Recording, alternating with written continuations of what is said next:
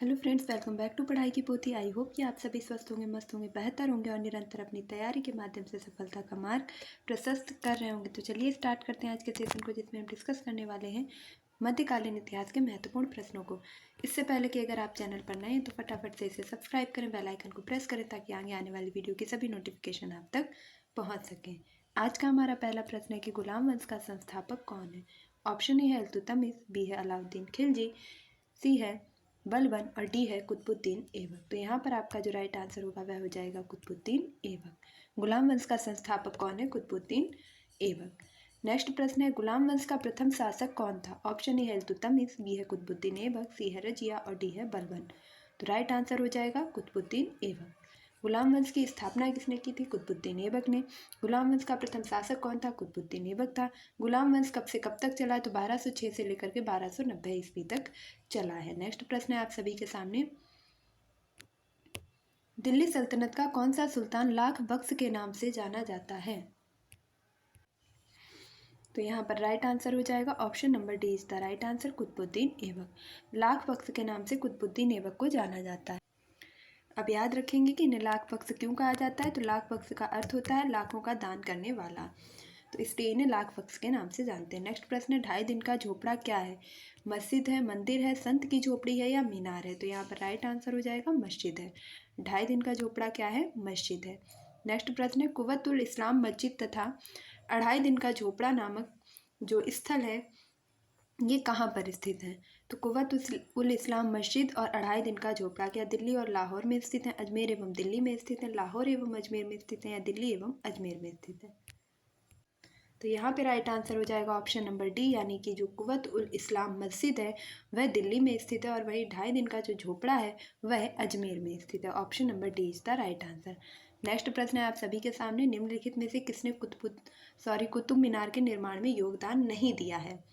कुतुब मीनार के निर्माण में किसने योगदान नहीं दिया है? मतलब तीन जो होंगे वो कुतुब मीनार के निर्माण से नाम जुड़े होंगे और एक नाम उससे अलग होगा। तो क्या कुतुबुद्दीन ऐबक, बी है इल्तुतमिश, सी है गयासुद्दीन तुगलक और डी है फिरोज शाह तुगलक। तो याद रखेंगे कि कुतुबुद्दीन ऐबक ने कुतुब मीनार का निर्माण करवाया था, बिल्कुल ठीक है, लेकिन ये निर्माण पूरा नहीं हो पाया था, इसलिए ये निर्माण पूरा करवाया था इल्तुतमिश ने।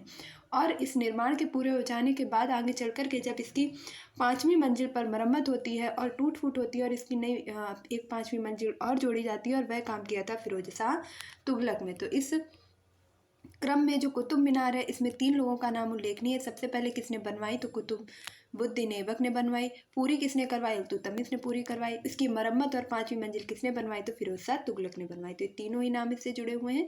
तो यहाँ पर राइट आंसर हो जाएगा ऑप्शन नंबर सी, यानी कि कुतुब मीनार के निर्माण में गयासुद्दीन तुगलक का कोई भी योगदान नहीं है। नेक्स्ट प्रश्न है आप सभी का, कुतुबुद्दीन ऐबक की राजधानी थी। ऑप्शन ए है लाहौर थी, बी है दिल्ली थी। तो यहाँ पे राइट आंसर हो जाएगा ऑप्शन नंबर ए, यानी कि कुतुबुद्दीन ऐबक की जो राजधानी थी वह लाहौर में थी। अगला प्रश्न है सुल्तान कुतुबुद्दीन ऐबक की मृत्यु कैसे हुई थी? तो इसका शासन कब से कब तक रहा? तो 1206 से लेकर के और इसके बाद में 1206 से लेकर के 1290 तक पूरा गुलाम वंश चला है, जिसमें पहले शासक कुतुबुद्दीन ऐबक रहे हैं।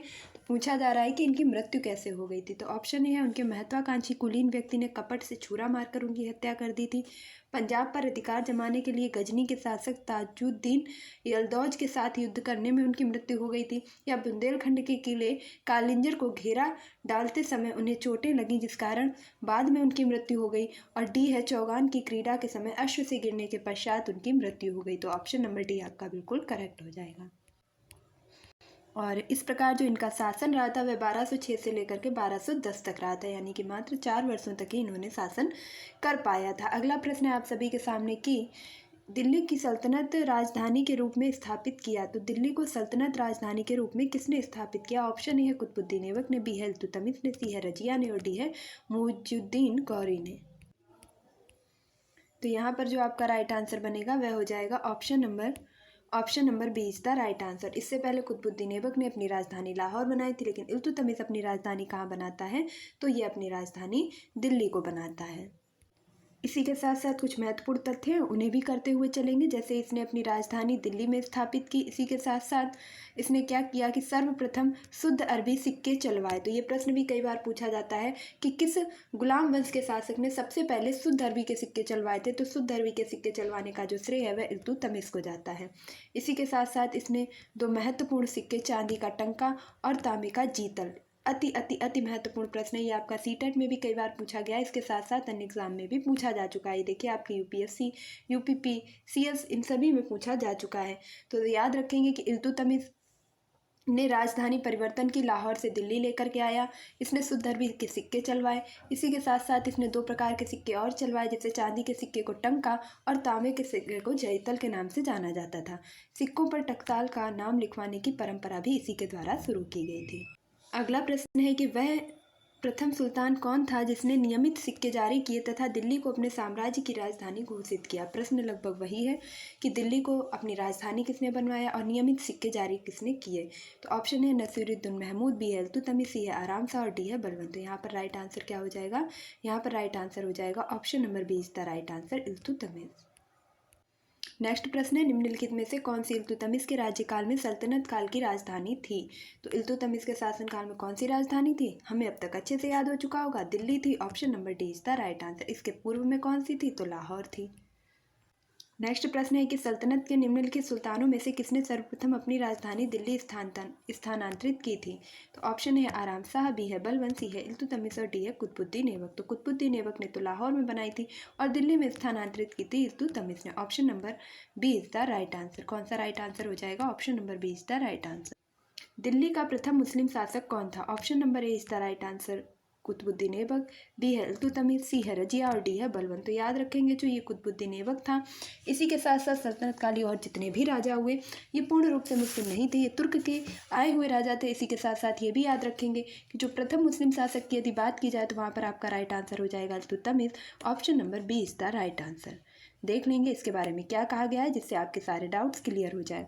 बताया गया है कि वस्तुतः दिल्ली का पहला सुल्तान इल्तुतमिश था। उसने सुल्तान के पद की स्वीकृति गोर के किसी शासक से नहीं अपितु खलीफा के पद से प्राप्त की थी। खलीफा ने इल्तुतमिश के शासन की पुष्टि उस सारे क्षेत्र में कर दी जो उसे विजित किया और उसे सुल्तान ए आजम की उपाधि प्रदान की गई। तो जो आपका कुतुबुद्दीन ऐबक था वह एक गुलाम था जिसने अपने साम्राज्य को स्थापित कर लिया था, लेकिन जब इल्तुतमिश आता है तो वह पूरा वैधानिक रूप से सुल्तान ए आजम की उपाधि धारण करता है और इसी के साथ साथ खलीफा का पद भी धारण करता है। इस प्रकार वह कानूनी तरीके से दिल्ली का प्रथम सुल्तान बनता है। दिल्ली की गद्दी को दावेदार ताजुद्दीन यल्दौज और नसीरुद्दीन कुबाचा को समाप्त किया गया। भारत में तुर्की राज्य को संगठित किया गया, मंगोल आक्रमण से बचाया गया, राजपूतों की शक्ति को तोड़ने का प्रयत्न किया गया। इसी के साथ साथ सुल्तान के पद को वंशानुगत बनाया गया। दिल्ली को तुर्की राज्य की राजधानी के रूप में वैभवपूर्ण बनाया गया और अपने नाम के सिक्के भी चलवाए गए। तो यहाँ पर बहुत ही इंपॉर्टेंट चीज़ें ये हैं कि पहला मुस्लिम शासक दिल्ली सल्तनत का कौन था? तो इल्तुतमिश था। इसी के साथ साथ इसने मंगोलों के आक्रमण से भी भारत को बचाया और तुर्की राज्य में जो ये सल्तनत काल चल रहा था इसको वंशानुगत कर दिया, यानी कि एक के बाद दूसरे ही उसी वंश के व्यक्ति को राजा बनाया जाएगा। तो अगले प्रश्न की तरफ चलेंगे। गुलामों का गुलाम किसे कहा जाता है? ऑप्शन नंबर ए है मोहम्मद गौरी को, बी है कुतुबुद्दीन ऐबक को, सी है बलबन को और डी है इल्तुतमिश को। तो याद रखेंगे मोहम्मद गौरी का तो गुलाम कुतुबुद्दीन ऐबक था और कुतुबुद्दीन ऐबक का गुलाम या दामाद भी था तो कौन? इल्तुतमिश। तो गुलामों का गुलाम कहा जाता है इल्तुतमिश को। गुलामों का गुलाम इल्तुतमिश को कहा जाता है। मोहम्मद गौरी गुलाम कुतुबुद्दीन ऐबक ने इल्तुतमिश को खरीदा था। क्या किया था? खरीदा था। ऐबक ने आरंभ से ही इसे सर ए जहांदार यानी कि अंगरक्षकों का प्रधान महत्वपूर्ण पद दिया। ऐबक ने अपनी पुत्री का विवाह इल्तुतमिश से किया था। तो मैंने आपको अभी बताया कि इल्तुतमिश का भी गुलाम कौन था? तो इल्तुतमिश का गुलाम था मोहम्मद गौरी का गुलाम था कुतुबुद्दीन ऐबक और कुतुबुद्दीन ऐबक ने खरीद लिया था इल्तुतमिश को, तो ये भी बन गया था इसका गुलाम और खरीदने के बाद इसने स्वयं अपनी पुत्री का विवाह कर दिया था इल्तुतमिश से। तो इस प्रकार वह इसका गुलाम भी था और दामाद भी था और यही आगे चल करके क्या होता है कि राजधानी को लाहौर से ला करके दिल्ली स्थापित करता है, सल्तनत काल का प्रथम मुस्लिम शासक बनता है। निम्नलिखित में से कौन मध्यकालीन भारत की प्रथम महिला शासिका थी? Option A Razia Sultan, B है चांद बीवी, सी है दुर्गावती और डी है नूरजहां। तो राइट आंसर हो जाएगा रजिया सुल्तान। रजिया सुल्तान मध्यकालीन भारत की प्रथम महिला मुस्लिम शासिका थी। और अगले प्रश्न की तरफ बढ़ेंगे और इसी के साथ साथ प्रश्न पूछा जाता है कि कौन पुरुषों की तरह जो है पोशाक पहनकर दरबार में शामिल होता था, तो उसमें भी राइट आंसर हो जाएगा रजिया सुल्तान। नेक्स्ट प्रश्न है, मंगोल आक्रमणकारी चंगेज खां भारत की उत्तर पश्चिम दिशा पर निम्न में से किसके काल में आया था? Option A Alauddin Khilji, B है इल्तुतमिश, सी है बलबन और डी है ऐबक। यानी कि प्रश्न सीधा सीधा कह रहा है कि चंगेज खान कहाँ का था, तो मंगोल का था। और कहाँ से आया था, तो उत्तर पश्चिम सीमा से आया था। और किसके शासनकाल में आया था, तो यहाँ पर राइट आंसर हो जाएगा इल्तुतमिश। मंगोल आक्रमणकारी चंगेज खान उत्तर पश्चिम की सीमा से भारत में इल्तुतमिश के शासनकाल में आया था। नेक्स्ट है कि दिल्ली का कौन सा सुल्तान मंगोल नेता चंगेज खां का समकालीन था? कौन सा ऐसा सुल्तान था जो कि चंगेज के समकालीन था? ऑप्शन ए है इल्तुतमिश, बी है रजिया, सी है बलबन और डी है अलाउद्दीन खिलजी। तो यहाँ पर राइट आंसर हो जाएगा इल्तुतमिश। इल्तुतमिश ही क्या था, उसके ही समकालीन था चंगेज खान। नेक्स्ट प्रश्न है, किसके शासन काल में मंगोल प्रथम बार सिंधु के तट पर देखे गए? किसका शासनकाल था जब मंगोल सबसे पहले सिंधु के तट पर देखे गए थे? क्या बलबन का शासन था, क्या इल्तुतमिश का शासन था, क्या कुतुबुद्दीन ऐबक का शासन था, या रजिया सुल्तान का शासन था? तो अभी अभी हमने देखा कि चंगेज खान जो कि मंगोल आक्रमणकारी था इल्तुतमिश के शासनकाल में आया था, इल्तुतमिश के समकालीन था। तो पहली बार सिंधु घाटी के तट पर इल्तुतमिश के शासनकाल में ही इसे देखा गया था। नेक्स्ट प्रश्न है, चंगेज खां के अधीन मंगोलों ने भारत पर आक्रमण किया। चंगेज खां के अधीन मंगोलों ने भारत पर आक्रमण किया। बलबन के शासनकाल में, फिरोज शाह तुगलक के शासनकाल में, इल्तुतमिश के शासनकाल में, मोहम्मद बिन तुगलक के शासनकाल में। तो यहाँ पर राइट आंसर हो जाएगा इल्तुतमिश के शासनकाल में। तो फिर से एक बार रिपीट करते हुए चलेंगे। पूरा जो गुलाम वंश है वह 1206 से लेकर के 1290 तक रहता है। पहले शासक कौन बनते हैं, तो पहले शासक बनते हैं कुतुबुद्दीन ऐबक। कुतुबुद्दीन ऐबक ने कुतुब मीनार का निर्माण करवाया। कुतुब मीनार के निर्माण को पूरा करवाया इल्तुतमिश ने, और इसकी चौथी मंजिल की मरम्मत और पाँचवीं नई मंजिल भी इसमें जोड़ी थी किसने, तो फिरोज शाह तुगलक ने। इल्तुतमिश के शासनकाल में ही चंगेज खान जो कि मंगोल आक्रमणकारी था वह आता है, जो कि इसके समकालीन है। इसी के साथ साथ सिंधु नदी के तट से आता है, उत्तर पश्चिम की सीमा से आता है, और इसके शासनकाल में आकर के यह आक्रमण करता है। चंगेज खान का मूल नाम क्या था, तो ऑप्शन ए है खशूल खान था, बी है एसुगई था, सी है तेमुचिन था और डी है ओगदी था। तो ये मोस्ट इंपॉर्टेंट प्रश्न रहेगा। चंगेज खान का मूल नाम था तेमुचिन। तेमुचिन नाम था चंगेज खान का। अब कुछ कथन दिए हैं, उन पर आपको विचार करना है। कथन कुछ इस प्रकार हैं, जिनमें आपको नीचे कूट भी दिए गए हैं। इल्तुतमिश के शासनकाल में चंगेज खान भगोड़े ख्वारिज में युवराज की खोज में सिंधु नदी तक पहुंचा था। बी है मोहम्मद बिन तुगलक के शासनकाल में तैमूर में मुल्तान पर अधिकार किया और सिंधु नदी पार की थी। सी है विजयनगर साम्राज्य के देवराय द्वितीय के शासनकाल में वास्को द गामा केरल के तट पर पहुंचा था।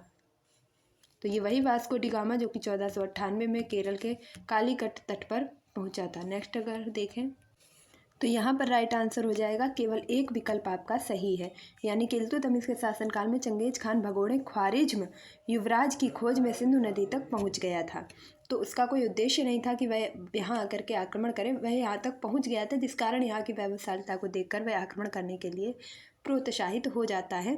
तो यहाँ पर केवल एक विकल्प सही हो जाता है। अगला प्रश्न, इल्तुतमिश ने बिहार में अपना प्रथम सूबेदार किसे नियुक्त किया? ऑप्शन ए है एवाज को, बी है नसीरुद्दीन महमूद को, सी है अली मर्दान को, डी है मलिक जानी को।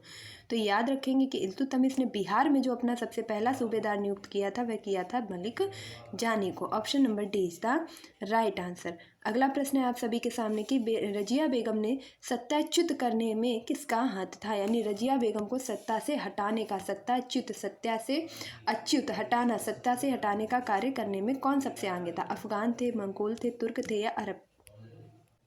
तो यहाँ पर राइट आंसर हो जाएगा तुर्कों का। रजिया बेगम को सत्याच्युत करने में जो सबसे ज़्यादा हाथ रहा है वह तुर्कों का रहा है। अगला प्रश्न है, दिल्ली के सुल्तान बलबन का पूरा नाम बलबन था। तो ये तो हम सभी जानते हैं, बहुत ही सिंपल है। क्या नाम था? गयासुद्दीन बलबन। दिल्ली के किस सुल्तान ने विषय में कहा गया है कि उसने रक्त और लौह की नीति को अपनाया था? ऑप्शन ए है इल्तुतमिश, बी है बलबन, सी है फिरोज शाह खिलजी और डी है फिरोज शाह तुगलक। तो यहाँ पर राइट आंसर हो जाएगा बलबन। बलबन ने ही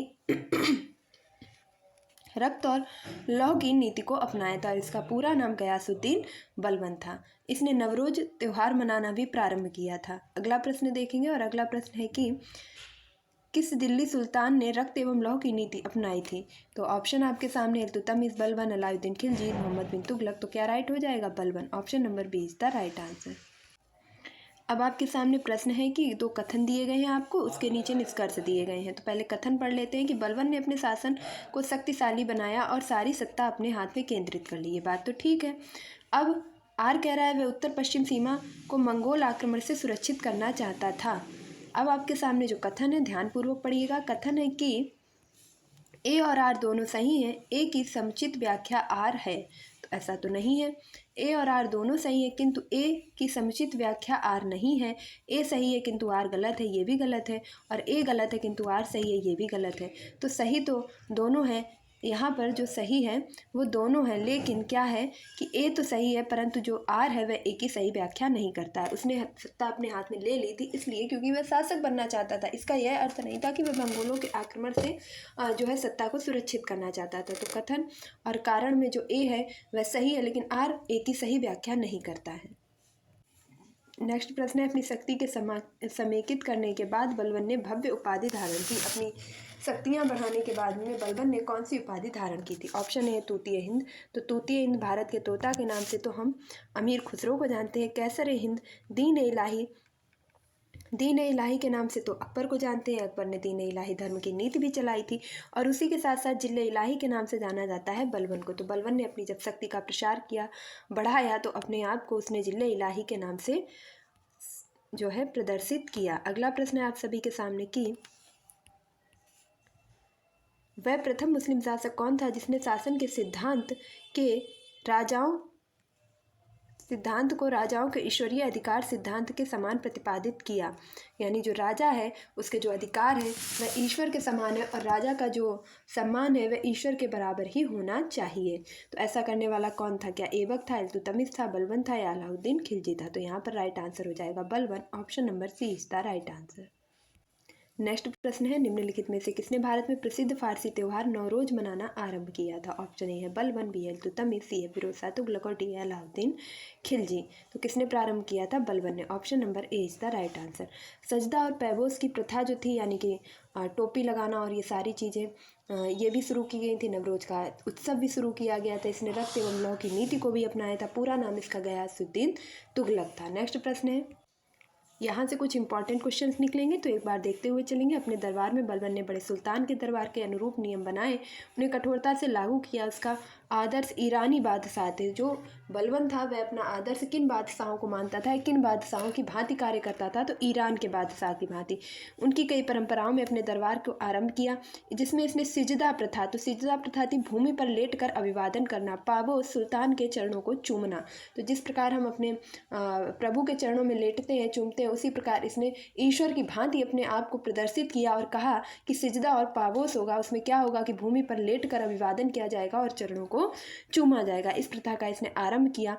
और इसी के साथ साथ दरबार में प्रतिवर्ष इसने कौन सा त्यौहार? तो नौरोज त्यौहार बड़ी शान शौकत के साथ मनाना प्रारंभ किया। अगला प्रश्न है आप सभी के सामने कि निम्नलिखित में से कौन सा कथन बलबन के संबंध में सही नहीं है? तो ऑप्शन ए है उसने नियामत खुदाई के सिद्धांत का प्रतिपादन किया, उसने एकता प्रणाली की व्यवस्था की, उसने तुर्कान चिहलगानी का प्रभाव समाप्त कर दिया, उसने बंगाल के विद्रोह का दमन किया।